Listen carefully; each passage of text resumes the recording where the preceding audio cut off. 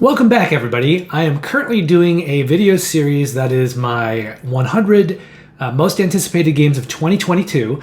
The very first episode of that video, in case you missed it, is linked down below. That covers the top 10 honorable mentions. And this video and the next one are going to cover 40 expansions or reprints or later editions of a game. So the next two videos, this one included, will each cover 20 of those games. And then in the series, videos 4 through 8 will cover the actual top 100 most anticipated games of 2022. And each of those 5 videos will also be 20 games. And in both cases, the expansions and the big long list of the 100 most anticipated games, each of those two lists will be in alphabetical order. Now, one little interesting note before I started, my top 10 honorable mentions did not have any retail games.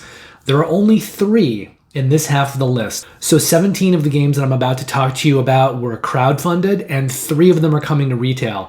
I'm not sure what the last half of the list is, the other 20 games. That video should be coming out in another day or two. And I haven't kind of looked through to see how many are retail and how many are Kickstarters, but I guess we'll find out very soon. And I have a sneaking suspicion that as we get into the top 100, there will be more retail games, because I do know of a bunch that are coming out in 2022 that I'm very excited about. But I will mention, as we get to them, which of these 3 games that I'm about to talk about in this video are headed for retail. I'm not going to talk any more about the list, I'm just going to get to it. But if you want to hear me give a little bit of a preamble to it and talk about the list, you could watch that first video. So onward and upward with the first half of my most anticipated expansions, reprints, or later editions of games coming in 2022.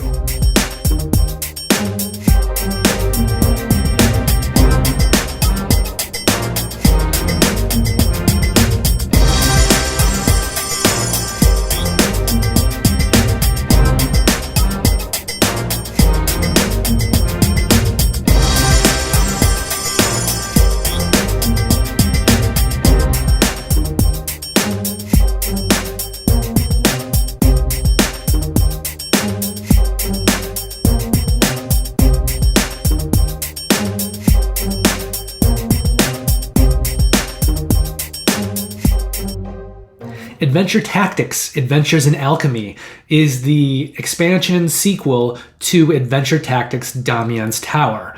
Now, the original game was kickstarted as well. It's a medium-heavy, cooperative, campaign-based tactical combat game, and it's currently sitting with an overall rating of 8.0 on BoardGameGeek. Now, this is not a standalone expansion. It's not even really sort of a sequel expansion. In fact, Adventures in Alchemy is something that's designed to be played with the first game, with Damien's Tower. So when you play that game, you're essentially undertaking a campaign to get to the tower. If you use Adventures in Alchemy, there is another route to you available to get to the tower, so it'll be a completely different branching campaign. And then as far as the Act 2 of that game goes, there is a new hard mode for that Act 2 in this game that also includes new endings. Now, both of these games were designed by Nicholas Yu. This seems to be sort of the big success that is now propelling him forward. Before these games, he had also designed Eternal Dynasty and Hero Brigade. Now, Adventures in Alchemy was kickstarted in June of 2021. It is a game that I personally backed. In fact, when I backed it, I went ahead and backed for the first game, since I didn't get that the first time around. And the latest information that I can find is that they are still targeting June 2022 to try to get this game delivered. Aeon's End: Legacy of Gravehold is the second Legacy game in the Aeon's End series. So this is a sequel to the Legacy game. These are deck building games that have a heavy complexity to them. It has players working cooperatively to beat boss monsters. And there are very unique ways in Aeon's End that you can cast spells, ways that you kind of get your spells ready and then kind of have to put them through sort of a timer system to be able to use them. And I just find it a lot of fun. It creates a lot of really compelling choices. And I love this whole series. It is my favorite deck builder out there, along with Thunderstone Quest. Now, the first legacy game in the Aeon Zen series is currently at an 8.2 on Board Game Geek.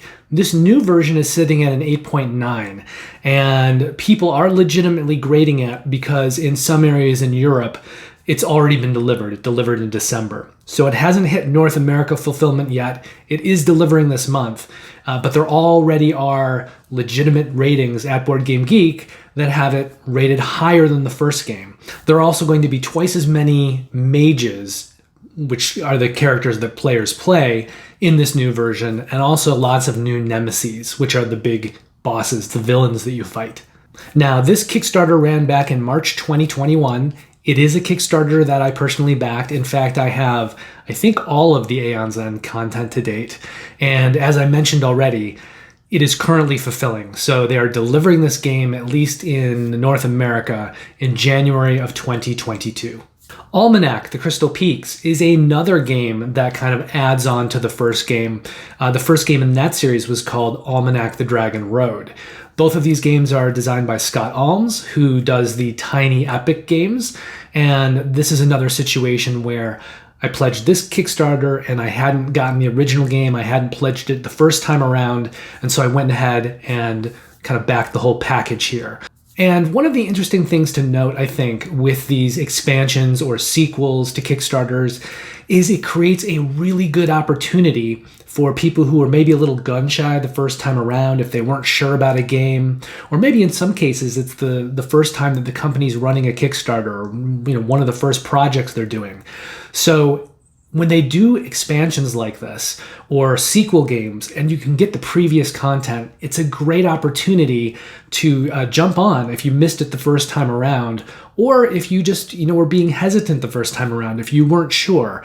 Now you have the advantage of having the game be out there in the wild and it's been rated, people have played it. So you should have a better idea if it's a game or kind of a series that you're going to like. And I really like it when companies do that, when they launch another Kickstarter, whether it's an expansion or a sequel or even just a second Kickstarter with the same game.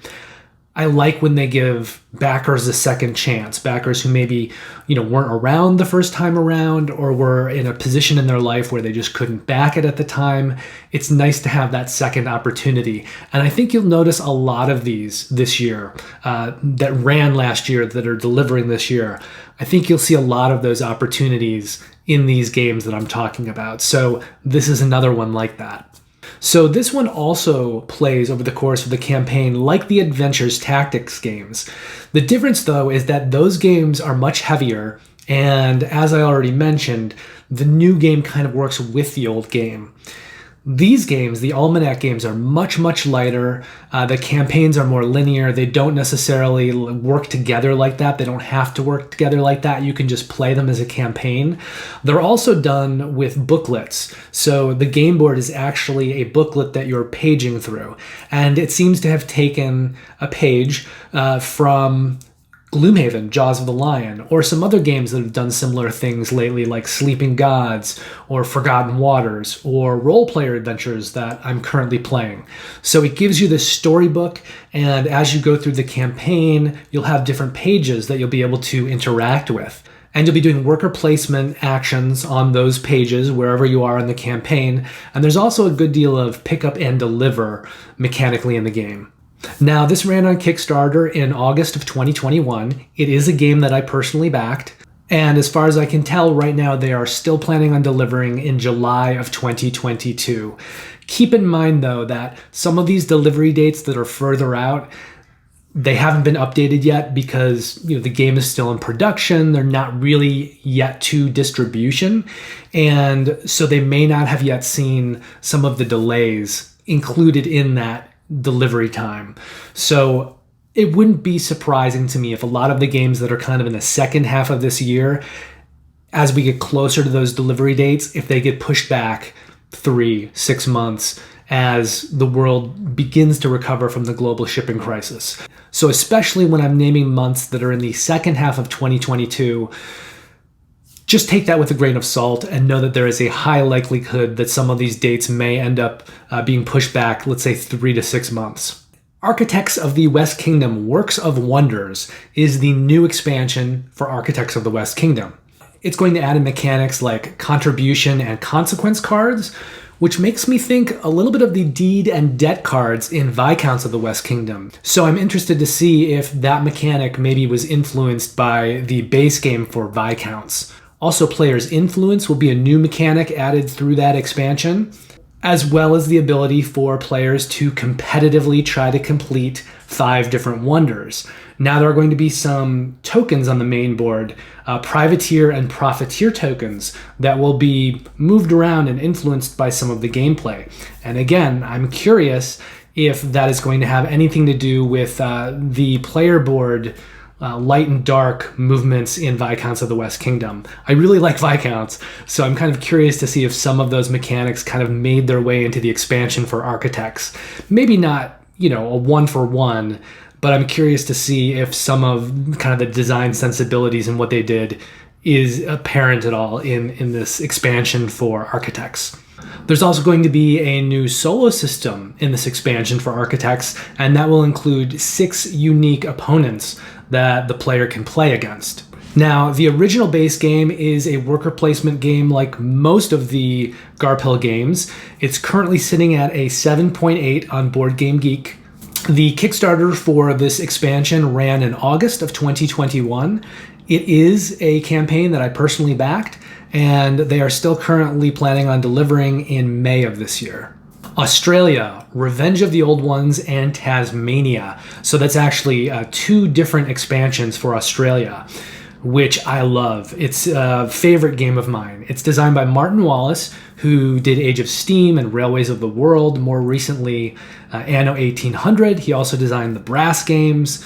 Also Wildlands, if you're a fan of that very light miniature skirmish game. Now, AuZtralia is a very interesting kind of game because it does involve building railroads, but there's also a time track around the board. So the way a time track works is that whoever is furthest back keeps taking actions, and actions are generally worth a certain amount of time. So if you take a smaller action and you're kind of at the back of the pack, you may end up being able to take several actions before you get ahead of the last player, and then it becomes their turn. So whoever's kind of last in player order will get to go. Also around the board are these tiles that are Cthulhu creatures and some monsters, maybe Cthulhu himself. And players are trying to build train tracks, mine for different resources, accumulate different kinds of troops to fight with in combat. Some of them have a longer range than others. Some of them have to stick closer to the train track that you've been building. And then you will either go and wake up some of these creatures or wait until they roam around and then attack them. And as you attack them, you get rewards. They also have a score track. So if players let Cthulhu kind of overwhelm them, Cthulhu can win the game, and players could end up with negative points. So although it is a competitive game, there is somewhat of a cooperative element in the way that players need to work together so that the game can get far enough along where it's not just going to go completely off the rails and everyone's going to die. But I really like the combination of genres, and I don't even mind the fact that the combat system in this, the way it's used with different cards and kind of drawing cards, it is luck-based. It is randomized. I don't always love that in games, but I like this game so much that it doesn't bother me in this game. And I'm a huge fan of the base game, so I'm very much looking forward to these 2 new expansions. This would also qualify as a medium-heavy game, and Board Game Geek currently lists the base game at a 7.4 overall rating. The Kickstarter for these expansions ran in April of 2021. It was something that I personally backed. I only needed to back for the 2 expansions because I already do own the base game, and they're still currently planning on delivering this one in March. So it's starting to make roads towards our collections. Canvas, Deluxe Edition, and Reflections is another game that sort of got a second chance. It came back on Kickstarter with a Deluxe Edition. but also with an expansion, Reflections. And this was a game that I did not pick up the first time around. It just seemed a little bit samey to me from some other games out there. It seemed very similar to Mystic Vale, and it uses that same kind of system where you're going to have a sleeve and you're going to place multiple cards inside the sleeve to kind of build a super card.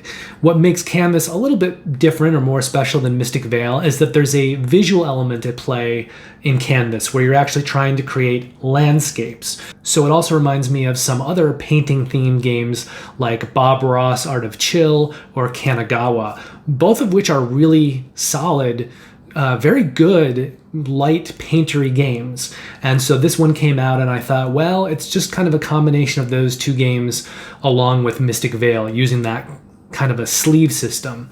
And I don't think that I'm wrong in that, but the game was so well received, people love it so much, it's been such a hit that I thought it's a game that I need to acquire for myself and play, and we'll see if maybe one of those other painter games gets booted from the collection to make room for this one. Mechanically, you're looking at things like card drafting, hand management, and set collection in this game.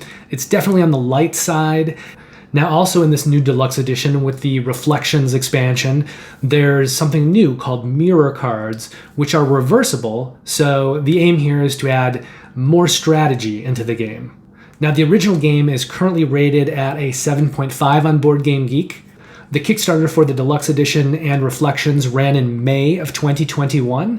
It is a campaign that I personally backed, and its fulfillment is coming up. I'm already getting messages about it. It is slated to deliver February of this year, so next month. Castles of Mad King Ludwig is a game that I really love, and I think it is this great kind of medium weight game that gamers of all kinds of complexities can kind of come together and play together. So I was very excited to see that there was a new collector's edition on Kickstarter last year.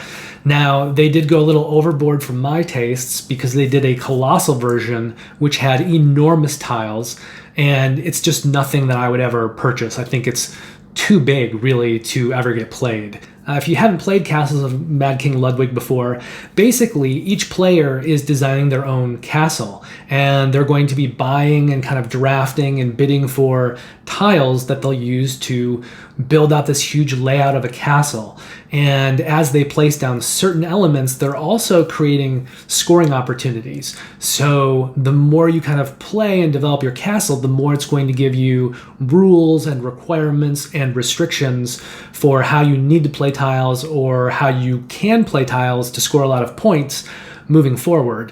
What that means, though, is that with each player building their own, tableau of these tiles, building their own kind of castle blueprint, and a main board, kind of where you're doing the drafting from, this game can take up a lot of space, and that is the normal game. So that's why, for me, I just had no interest in the colossal tiles. It sounds like something that you would need to play on a floor of a room somewhere. But they went pretty crazy with a lot of upgrades in this one. There are these miniature swans and things. It's just a very nice version.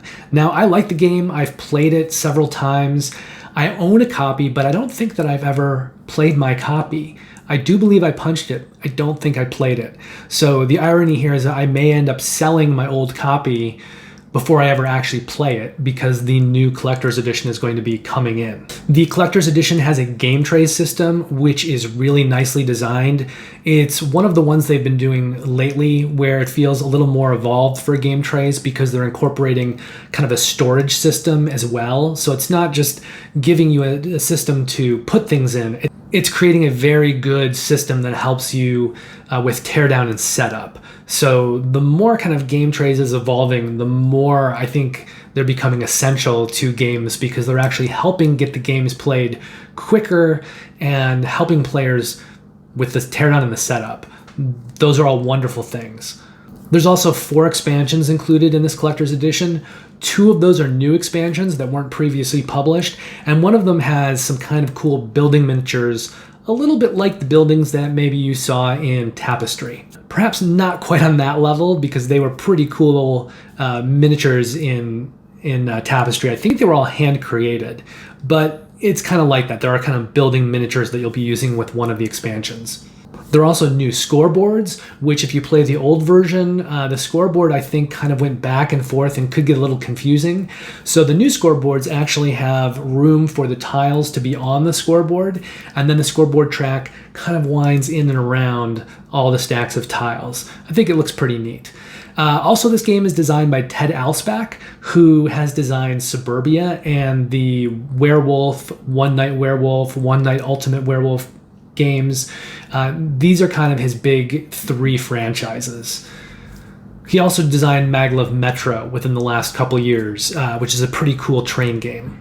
Now, the original game has a 7.5 rating on Board Game Geek. The collector's version ran their Kickstarter in February of 2021. It is a campaign that I personally backed, and they are still targeting April of this year to deliver. Chronicles of Drunagor, Age of Darkness Apocalypse is a massive dungeon crawler. I don't know if it's Madara big. The original campaign was massive. That was just Chronicles of Drunagor. That ran a couple years ago. That was a campaign that I passed on because there were so many big, really good looking dungeon crawlers around that time that I kind of had to make some choices. And I know I didn't back that one, and I also didn't back Alter Quest, which I've recently played and I love. I think right now it's sitting in my top 5 games of 2020. So when this came back for this big expansion and they did another Kickstarter for this one, I was super excited, and it was my chance to jump on. So these games are cooperative dungeon crawlers. The original game boasted having more than 100 miniatures, so all of those are in the new game. I mean, if you kind of bought both things, plus there are a lot more miniatures. They also had something very unique. They used game trays in this game as well, but they actually used it to create kind of tiered levels. So you use the game trays in game play, and you create different levels that your characters can walk on, which is pretty inventive. I hadn't seen that done before. Now, the designers haven't done a ton of stuff, but there are 2 designers. They also both work together on Masked Mora, Dungeons of Arcadia, which is also a dungeon crawler, so that may give you some kind of an idea if this is a game for you. Although I think this is much evolved from that, and there's a lot more, I think, chunky kind of design choices and just production quality and volume of stuff that is just on an elevated level in this game, way beyond what they did in Masked Mora. And they also designed a lighter game that was on Kickstarter a couple years ago called The Towers of Arkanos, which I almost backed, even though I knew it was too light of a game for me because it looked so good. It looked so well designed. And I think for lighter gamers, that's a game that has maybe fallen through the cracks, The Towers of Arkanos. So go look for it, check it out. It looked really neat, and I liked everything about it, from the design to the components. It just looked really, really solid. So these games are medium heavy. The original one is currently sitting at an 8.8 on Board Game Geek, which is very, very high. It means that it's one of, I think, the most loved dungeon crawlers out there right now. So this game did run on GameFound in August of 2021.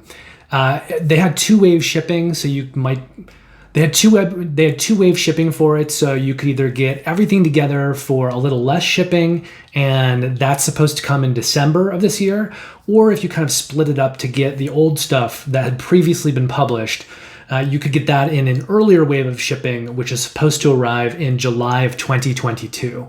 Now, for me personally, in the past, I often did one-wave shipping because I thought it saves me some money and I don't need the game early. I'll just get everything together and spend a little bit less on shipping.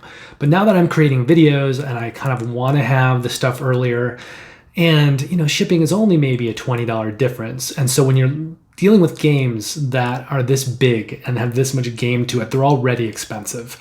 So $20 in shipping isn't a huge deal. And I think for me to get the game a little bit earlier and be able to make videos and talk about the game when the first wave ships, I think that's probably what I'm going to be shooting for in the future. But depending on how you back this, right now it's aiming to deliver in July and December of this year. Those are dates that I wouldn't be surprised if they got pushed back quite a bit. But we'll have to see how that goes. Perhaps the publisher has already thought of everything, has even anticipated everything with global shipping, and maybe they'll still find a way to stick to those dates. It's possible. It may happen. Dune Imperium, Rise of Ix is the first game on our list that's actually not going through a crowdfunding platform. So you were able to pre-order this one directly through the publisher Dire Wolf, and this is an expansion for Dune Imperium. It's going to add in 3 new houses, so that's basically 3 new characters that players can play. There's going to be new technology in the game for players to play around with, as well as an epic game mode. Now, currently the base game, which came out in 2020, is rated an 8.3 on Board Game Geek. I like it a lot. It's definitely right now, I think, in my top 10, maybe 10, definitely top 20 of 2020. I will be doing my top 30 of 2020 later on in this year in a few months. This was a game that needed to be pre-ordered, so if you try to pre-order it now, it's sold out, but I'm sure there will be more copies later in the year. I'm sure this will go to retail outlets, and I'm sure that Dire Wolf will be selling copies through their website later in the year once the initial shipment delivers. However, there's currently no target date for that. It was originally going to deliver in fall of last year, in like November, I think, and that upgrade pack that they had with the miniatures was so delayed. It was delayed about 6 months. So that was delivering right when they had originally intended to start releasing this new expansion. So they pushed back the expansion, and I'm pretty sure it's going to deliver in 2022. I can't see it getting pushed back a whole nother year, but they just haven't specified which month it's going to ship in. I would assume that it'll probably be in the first half of the year.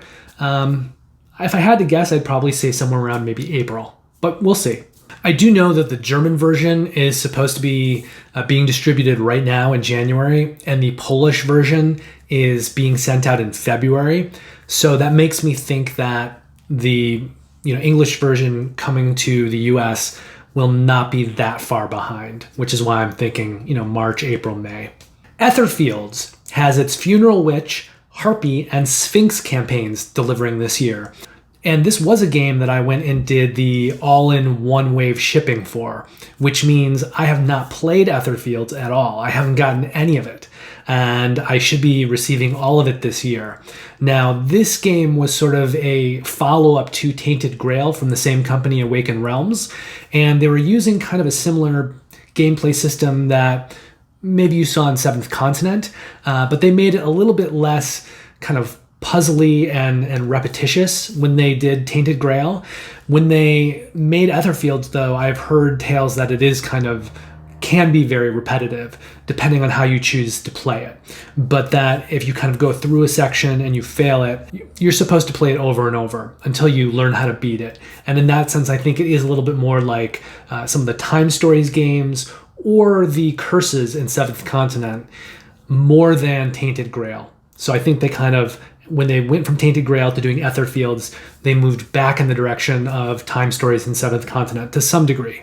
Now, the original game currently has an 8.0 rating on Board Game Geek. This campaign ran on Kickstarter back in August of 2019, and originally they were aiming to deliver it, the 2 different waves of it, in March of 2020 and December of 2020.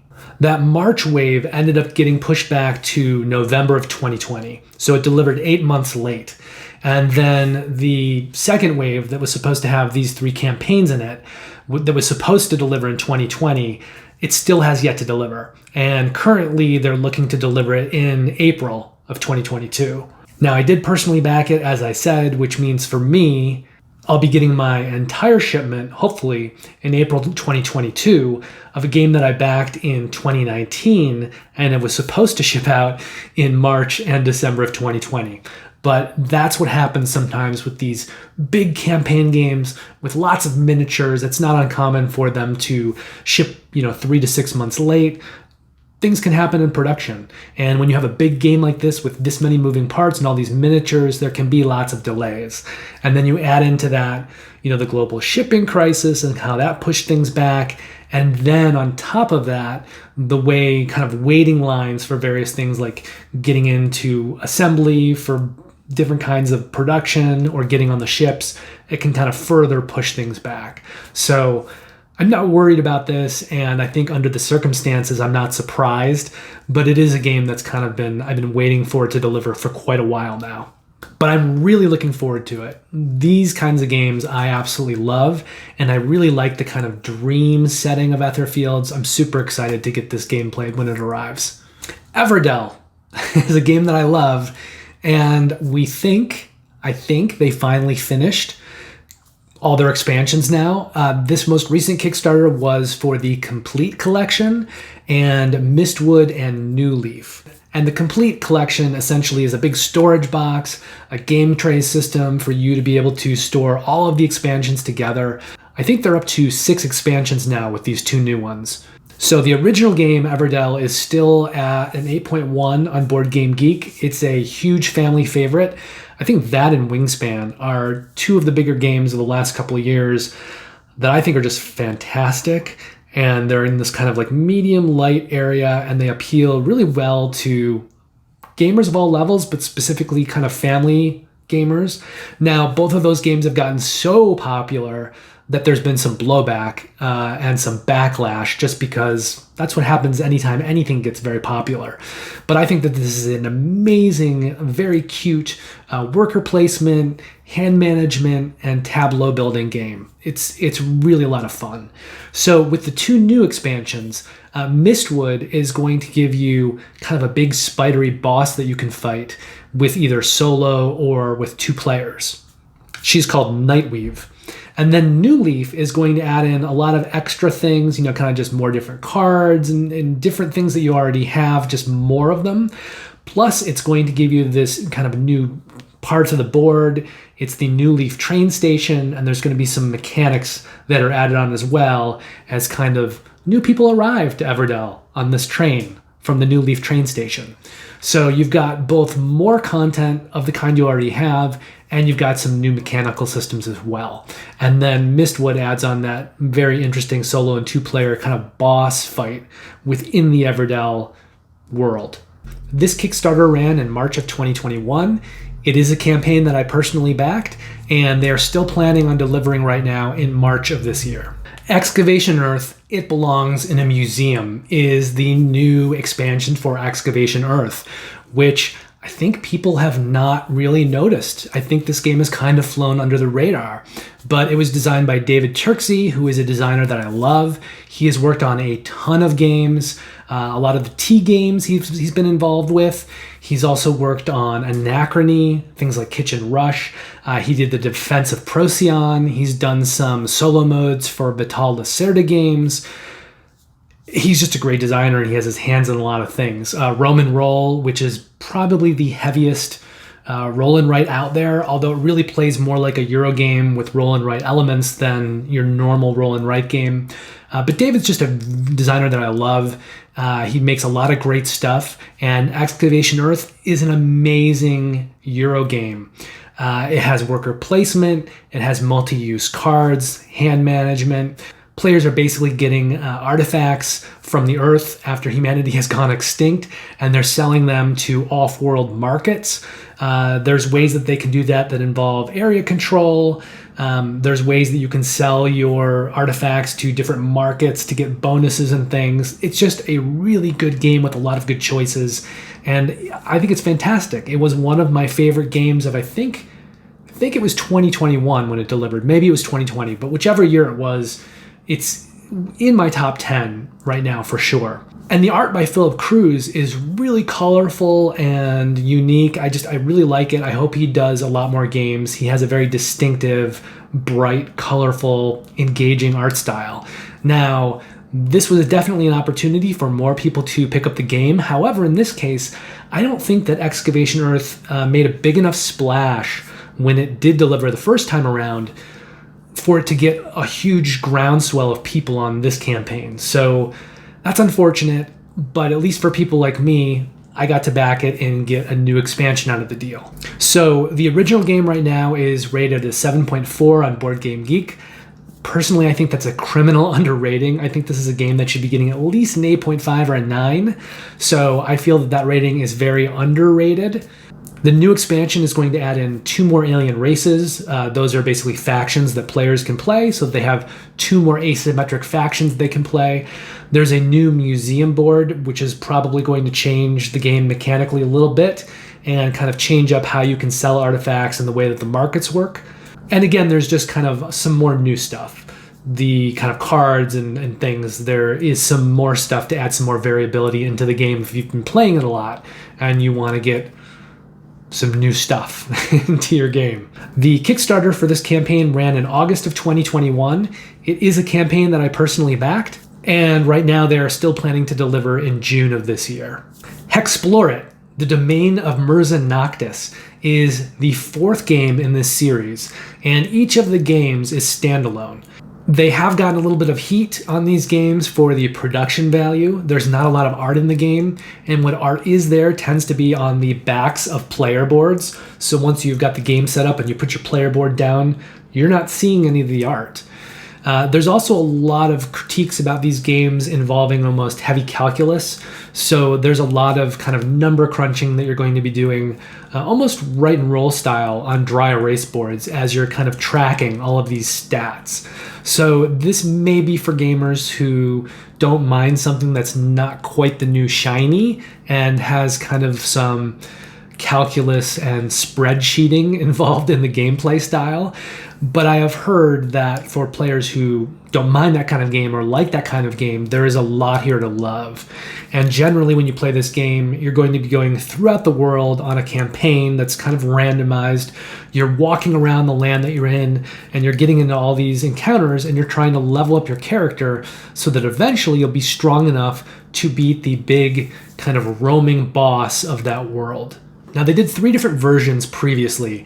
They did the Valley of the Lost King, which is more of like your standard fantasy setting with, this big king. Makes me think of like World of Warcraft, Wrath of the Lich King. Then they did the Forests of Admiran, which is more of a forest setting. Then they had the Sands of Shurax, which took place in a big desert land and had giant worms that kind of looked like the worms out of Dune.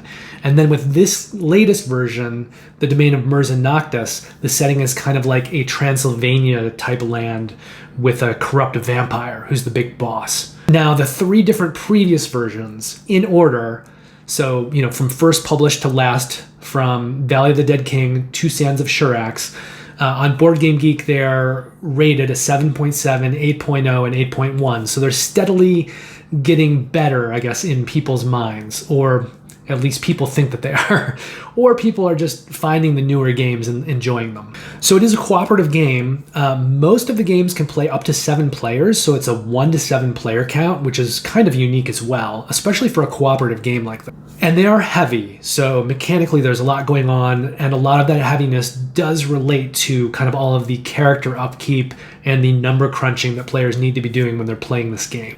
So I think this is something that is going to divide gamers somewhat, where if those kinds of things don't bother you, this may be an IP or a franchise that you really love.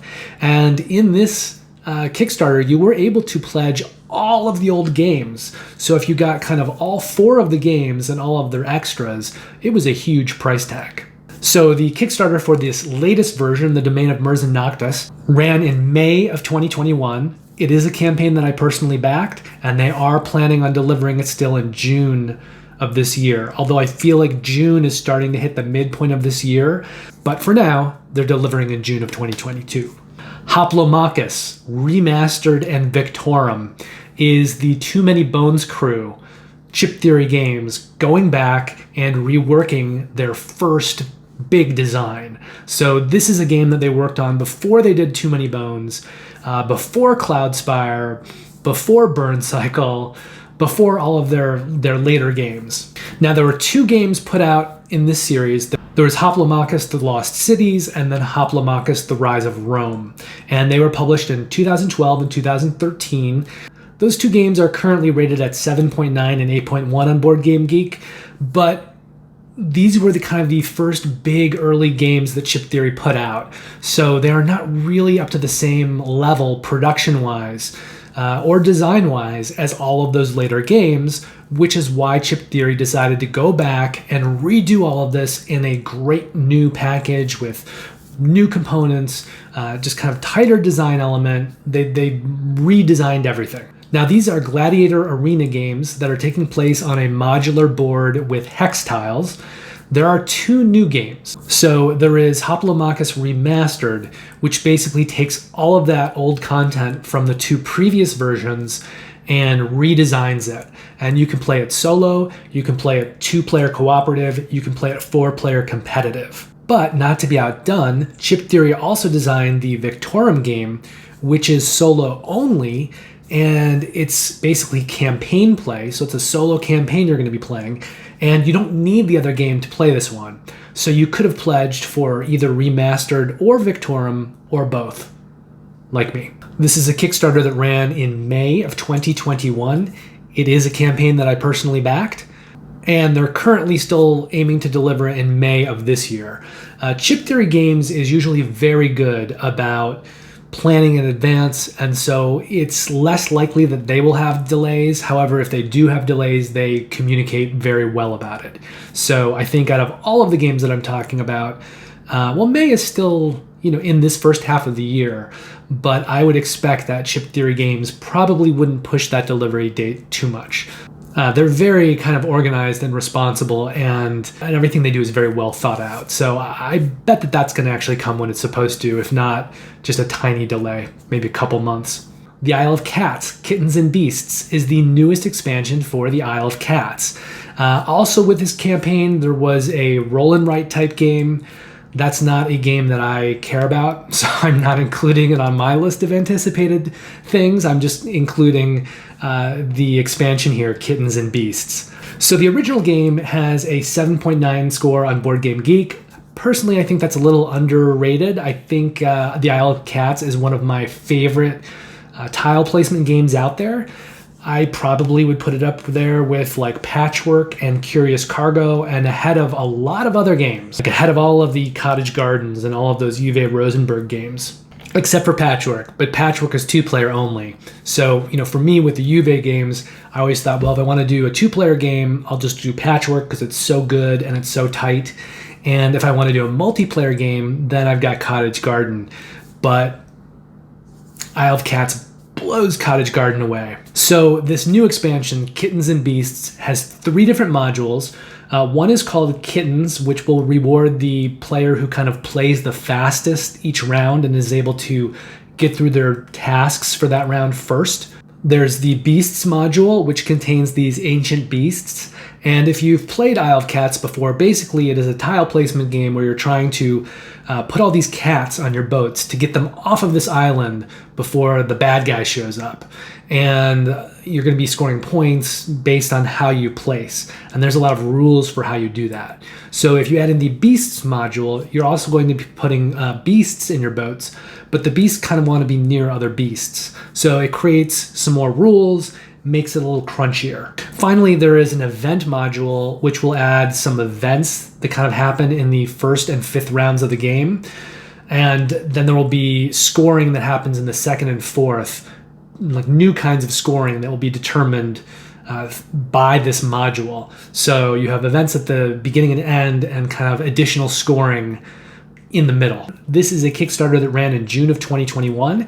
It is a campaign that I personally backed. And right now they're gearing up to deliver. They're planning on delivering in April of this year. Next, we come to a game that is going to be crowdfunding, but it actually hasn't run its campaign yet. And that is La Granja Deluxe Master Set. The original La Granja was published in 2014. It had 2 designers on it. Michael Keller, who designed Agra, that's kind of the other biggest game that he designed, and Andre Odendahl, who has also designed Cooper Island, which was getting some love when it came out a couple of years ago. So this new version is going to have upgraded and expanded content. It's going to be, produced more nicely, better components, and there will also be expansion modules, and some of those expansion modules will be designed by guest designers. And some of those designers include Stefan Feld, Adam Kwapinski, and Andrei Novak. Now, this Kickstarter hasn't even launched yet, so we don't know when it's going to deliver. We just know that it is listed as a 2022 game. And the campaign is going to be launching on Kickstarter on January 24th, which means it is possible that they will be able to deliver the game this year. A lot of that's just going to depend on components. if they don't have a lot of miniatures, which in a Euro game like this, I don't think they will, if they're very kind of on top of things, they potentially can get through the production and the distribution systems. Even in what's going on right now, they potentially could do that by the end of the year. Lockup Breakout was the expansion to Lockup, which was a 2019 game designed by Stan Kordonsky, and it was set in the Thunderworks world of Role Player.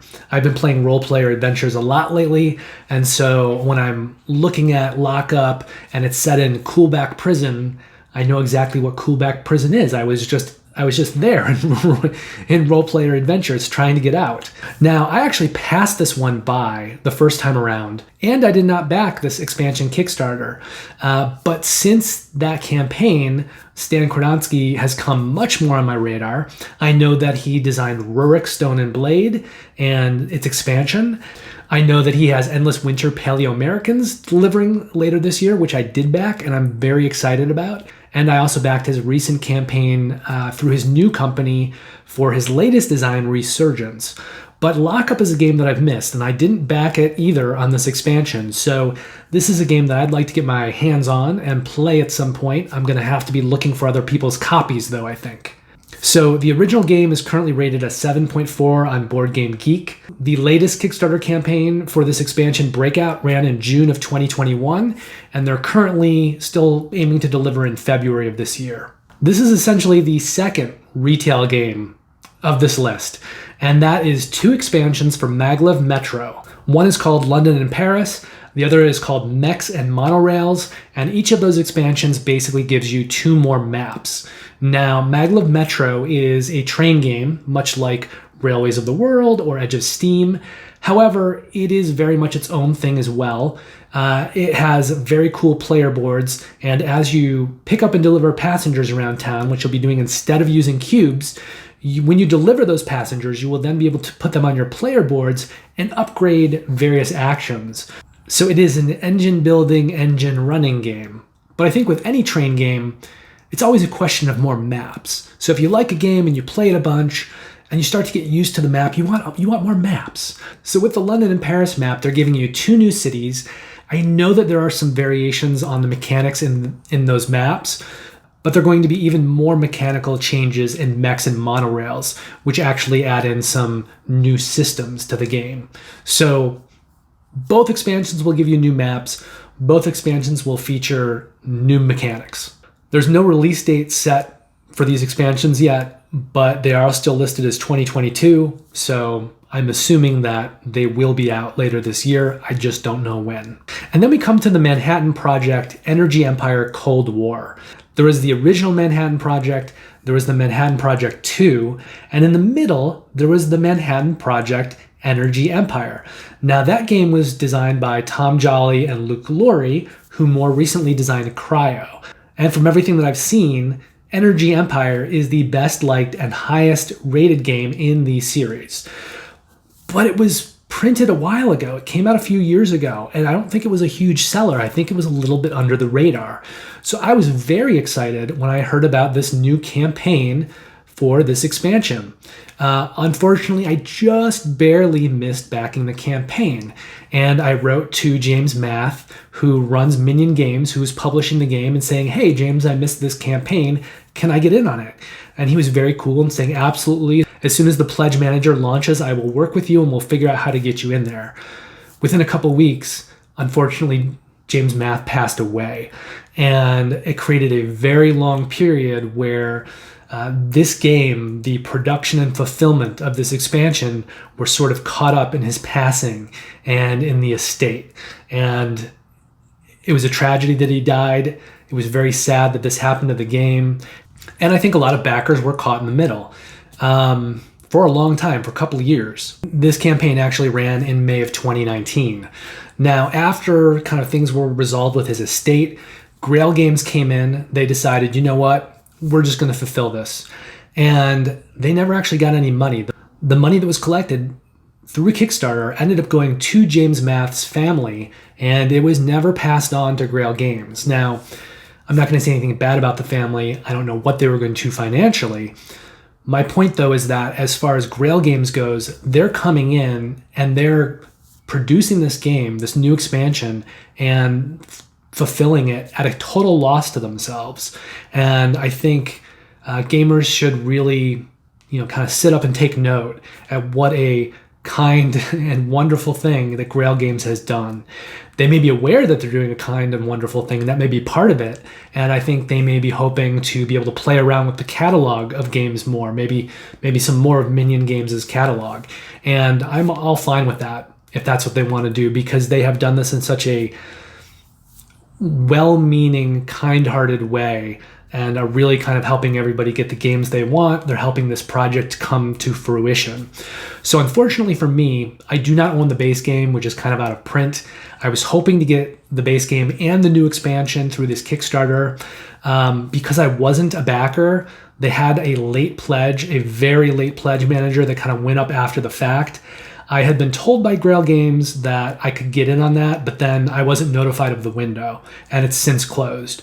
So right now I'm back in conversations with them, and I think they may actually find a way for me to get a copy. But if not, I'm going to have to just keep my eyes peeled and try to find it later in the wild, because I have heard nothing but great things about the Manhattan Project, Energy Empire, and I really like Luke Laurie. I think he's a really good designer. I want to play more of his designs, and I hear this is one of his best ones. So the original Manhattan Project came out in 2012. It's currently sitting at a 7.3 on Board Game Geek. The sequel, the Manhattan Project 2, came out in 2018, and that's currently sitting at a 7.4 rating on Board Game Geek. And then the Manhattan Project Energy Empire came out in the middle in 2016, and that game is currently sitting on Board Game Geek with a 7.8 rating, which is the highest of the three. Now, the new expansion, Cold War, is going to have solo play, so that's a whole big part of it, that they have this solo element to it that wasn't available before in this game. And then they're also going to have some expansion modules that you can add in to change things up and expand the game, either a few pieces at a time or everything all at once. So the Kickstarter, as I said, it ran a while back. It ran in May of 2019. It's not a game that I personally backed. I am trying to get in on it now and acquire it in some way. And I believe that Grail Games is currently planning on delivering this in April. I do know that they had to jump through some hoops to try to get the new card art to match the old card art, because they kind of had to do it by themselves without the right kind of sampling, and they needed to take what they had of the old cards, take them to the factory, and try to get the factory to match it. And from what I've seen, they've actually pulled it off very, very well. And so I think if there are kind of no more snags or hiccups and they can move forward with everything, I do believe that this game will be getting fulfilled in April of this year. If there is a delay, it'll probably be a slight delay of a month or two. Now, the last game is the third and final retail game on the list, and that is Maracaibo: The Uprising. Now, this is going to include asymmetrical player abilities, some new expansion modules that you can put into the game, some more solo play, and a new solo rival for solo players to play against. So this is an expansion to the Alex Pfister game from a couple years ago, Maracaibo. Alexander Pfister is one of my favorite designers. He's designed Great Western Trail, Mombasa, From Isle to Sky, Oh My Goods, Broom Service, Blackout Hong Kong, which is basically Mombasa redesigned. And Mombasa is actually out of print, and he's looking to do another redesigned version of it this year. There is some colonialism elements in Mombasa.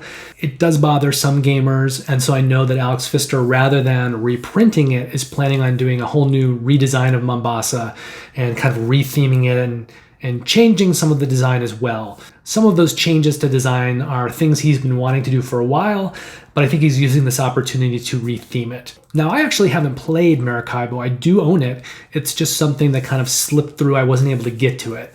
I do want to get to it very soon because I'd like to play The Uprising when it comes and already have a good knowledge of the game. But I do know that there is some colonialism that's somewhat objectionable in Maracaibo as well. So the original game, Maracaibo, also designed by Alexander Pfister, was published in 2019, and it's currently sitting on Board Game Geek with an 8.2 overall rating. Now, I'm not sure exactly when this is going to publish. I believe it was supposed to come out in December of 2021. but global shipping has affected retail as well as crowdfunding. And this is being published by Capstone, and they have a ton of amazing looking games coming out this year. In fact, we'll be seeing some of their games on the top 100 list. But this year they have games coming like Ark Nova, Boon Lake, Corrosion is already out. There's a new version of Glass Road that just kind of reached distributors and retailers. But Capstone, I think, has become my favorite retail publisher. They're just publishing so many good designs, and they're doing such a good job with the physical production and the components. I flat out, I think that they're my favorite retail publisher right now. Also, they publish the Iberian Gauge, Irish Gauge, Ride the Rails series. So they have so many good games out there. I think Capstone and probably Osprey, who within the last year has been publishing the Wildlands series, Martin Wallace's games, and Imperium Classics and Imperium Legends. I think those are probably my two favorite retail publishers right now. So this is half the list. These are 20 of the 40 expansions, reprints, or later editions of games that I'm really looking forward to this year. If you like this video, please give it a like. Give the channel a subscribe if you'd like, and that way you will know when my next video gets published. Should be another day or two, and it'll be the other half of this list, the other 20 expansions, reprints, and later editions of games. And then over the weekend, I plan on getting out a new to Kickstarter weekly, followed by the first game in the actual top 100 most anticipated games of 2022. And that video will cover the first 20 games in alphabetical order. And from there, next week we'll see me publishing the other 4 videos in that series, hopefully. And each of those will tackle the next 20 games, 100 games, 5 videos, 20 games per video. So I hope you enjoyed this. I hope this gave you some information you'll be able to use in the year to come about what to buy or what not to buy. Stay tuned, play lots of great games, and I will see you all very, very soon. Take care.